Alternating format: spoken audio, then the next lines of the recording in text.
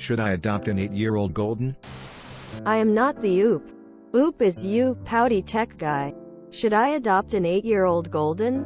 Originally posted to our golden retrievers.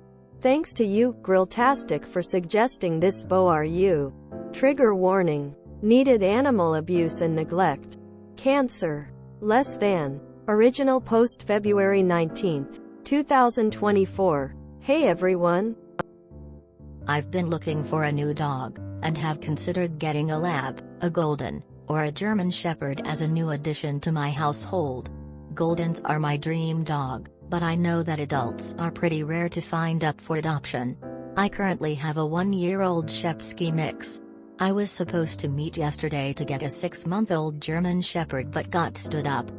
A breeder reached out to me after I put out an ISO post, saying that they had an 8-year-old female golden who they are retiring from their breeding program and are willing to rehome her to me for free. Those of you who have adopted older goldens, would this be a good choice, or would I be making a mistake doing this? Update February 23, 2024. To anyone who may have read my last post, this ended up being more of a rescue situation than an adoption. I'm thinking this so-called breeder is nothing more than a neglectful puppy mill. I picked the dog up in a Piggly Wiggly parking lot. The breeder was much in a hurry. The first thing I noticed was the smell. My God, the smell was the most awful, intoxicating mildew smell I've ever smelled in my entire life. The breeder said that she needed a bath beforehand, but I had just assumed she was a little dirty from playing out in the mud due to the rain we had recently. That couldn't be further from the truth. The next thing I noticed was the massive lump on her breast. Even without going to the vet, anyone could tell that she has a massive tumor. She also looked very obese for a dog of her size. Seeing her condition, there was no way that I was going to leave her with this neglectful person, so I took the new collar and leash that I bought for her, and loaded her in the back of my car. The 1.5-hour drive back home was rough. Pixie took it like a champ, and didn't even make a peep or move the whole time. But the smell, good lord, I wasn't sure if I was going to vomit or pass out. I took her straight to my local vet. The vet did confirm that she has breast cancer, without even needing a biopsy, as she has an orange-sized lump on her. He recommended a mastectomy and spay, but only after we got her weight down, as she weighs 91 pounds. The vet said that getting her weight down to around 8,085 pounds was the most important thing to do right now. He also found a light heartworm infestation, which he said will be treatable using the slow kill method. He wouldn't do the shot because she needs her exercise, and that would put her out of commission for a while. Furthermore, they also found a light whipworm infestation, which he also sent me home with meds for. I'll be seeing him in 3.5 weeks for a re-evaluation. Her enzyme levels and blood work came back fine, so the sedation for the surgery should not end up being fatal. For weight loss, he recommended that I feed her what I feed my other dog, which is the pure balanced chicken and rice, but for the weight of an 80-pound dog.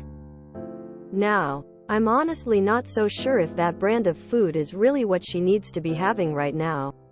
So if there are any other suggestions, I would appreciate it. He also said to walk her around the house 23 times or more until she is out of breath. 3 times a day. After the vet visit was over, I was luckily able to find a groomer understanding of her situation and book the poor baby. Immediately after the vet visit, he said the smell was mostly coming from her undercoat, which wasn't properly taken care of. He got her smelling 1000x better, but a faint residue of that mildew smell is still present. I took her home, and she immediately found a corner of my living room beside my couch to curl up on. She wagged her tail each time I approached and spoke to her.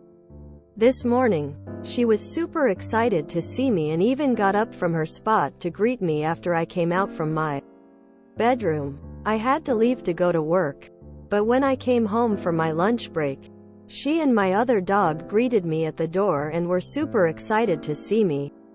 This is going to be a long road to recovery for her, for sure, but she does have a very sweet and gentle temperament, so at least she doesn't need behavioral rehabilitation to go along with it.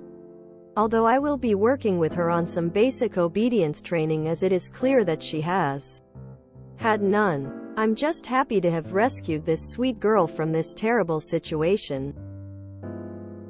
Oop pays dog tax. Dog tax 2. This is a repost sub IAM, not the Oop.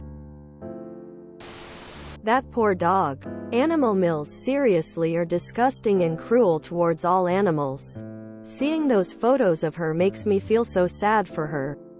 How could anyone treat dogs like this? I'm glad she is found by Op, who seems like a lovely person. As someone who had a golden, I may be biased in saying they are wonderful, awesome dogs. Pixie looks like a sweet girl. She didn't deserve that hell she was in.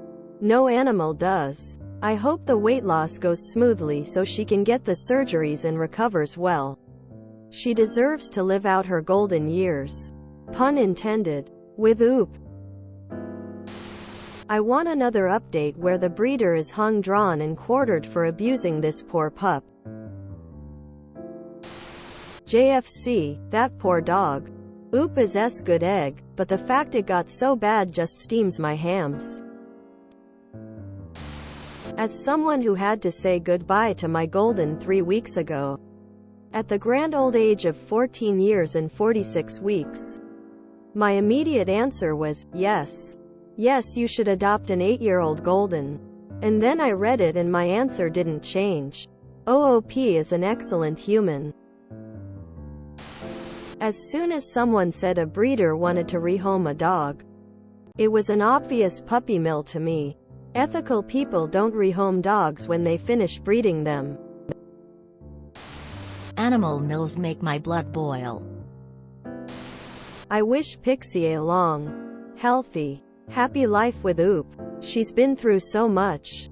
Poor girl. I hope she can finally find some peace. Jesus Christ, I have a golden mix named Pixie.